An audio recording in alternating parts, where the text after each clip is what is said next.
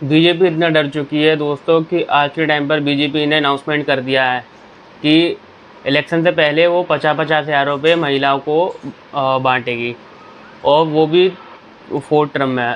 पहले टर्म में 20 हज़ार रुपये दिए जाएंगे जो कि इलेक्शन से पहले, और आफ्टर इलेक्शन 3 टर्म में और पैसे बांटे जाएंगे, जिसमें 10-10 हज़ार रुपये, 30 हज़ार रुपये जो बच रहा है अमाउंट वो दिया जाएगा। वो जब दिया जाएगा जब बीजेपी जीतती है। तो ये एक तरह से चुनाव में वोट खरीदने जैसा हो गया। आप मुझे बताइए, कांग्रेस और बीजेपी में क्या फ़र्क रह गया? और जो भी विरोध चल रहे हैं और बीजेपी को लेके यूजीसी रोल बैक के लिए, तो गवर्नमेंट यूजीसी रोल बैक नहीं करना चाहती, अपने कोर वोटर को वो नाराज़ कर चुकी है। तो बीजेपी को बहुत बड़ा डर लग रहा है कि वो कहीं हार ना जाए। हमें ऐसा लगा था कि बीजेपी एक समान सबको रखेगी, बट बीजेपी की सबसे पहली प्रायोरिटी बन चुकी है दलित समाज, एससी एसटी वाले। तो वो गरीबों के बारे में ना सोचकर वो सिर्फ एक जाति को आगे लेके चल रही है, और उसने सारी फैसिलिटी सिर्फ इन्हीं लोगों को दे रखी है।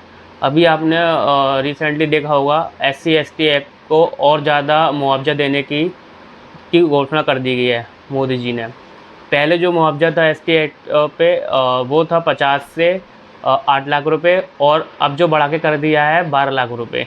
यानी कि कोई भी एससी एसटी एक्ट लगाता है दलित समाज किसी भी अपोनेंट पे, जो भी ओबीसी और जो जनरल वाले हो सकते हैं, तो उस केस में अगर जो भी जनरल वाला है अगर दोषी पाया जाता है, जब जो भी कुछ है, तो उसको एससी एसटी वाले को गवर्नमेंट पैसे देगी 50 हज़ार से 12 लाख रुपए तक, जो भी उस केस के हिसाब से होगा। पीड़ित वो पीड़ित मान रही है। आप एक तो उनको सॉफ्ट पावर दे ही रखे हैं एससी एसटी एक्ट का, फिर उसके ऊपर से आप मुआवजा दे रहे हैं जो कि बहुत ज़्यादा गलत है। और वो जो मुआवजा आप दे रहे हो वो टैक्स पेयर के पैसों का है, ना कि आपके जेब का। आप अपनी सैलरी नहीं दे रहे हो। तो मेरा इंडियन गवर्नमेंट से यही है कि आप सारी जातियों को एक समान समझो, ना कि एक जाति के फर्स्ट प्रायोरिटी देके आप उसी को सारी रेवड़ियाँ बांट दो। उन्होंने देश के लिए इतना कुछ किया नहीं है जितना आप उनके लिए कर रहे हो। ये सिर्फ एक चुनावी प्रक्रिया है, और ये चुनाव जीतने का एक सॉफ्ट तरीका है बीजेपी को। इसलिए दिन ब दिन वो लोग दलित एससी एसटी और जो भी दलित समाज के लोग हैं उनका भरोसा जीतने के लिए ऐसी हरकतें कर रहे हैं। और नीचता की इस हरकत पर उतर आई है बीजेपी की, वो यूजीसी एक्ट को ले आई है। यूजीसी एक्ट में जो स्मार्ट समाज का बच्चा है वो जन्म से ही दोषी पाया जाएगा। अगर वो कहीं स्कूल या कॉलेज में पढ़ाई करता है और किसी भी ओबीसी या एसटी एसटी वालों ने उस पर कोई भी बोल दिया कि यूजीसी एक्ट लगा दिया, तो उसकी डिग्री तक छीन जाएगी और उसकी पढ़ाई भी बंद हो जाएगी और उसको जेल भी जाना पड़ेगा, वो भी विदाउट किसी सुनवाई को लेके।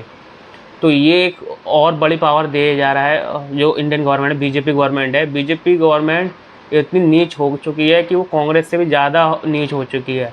उसने ऐसे ऐसे कानून बना दिए हैं दलित समाजों के हित के लिए, वोट लेने के लिए सिर्फ। और ये गरीबों के लिए नहीं है, ये गरीब जनरल वालों को मिटाने के लिए ये सरकार ऐसे ऐसे हरकतें कर रही है।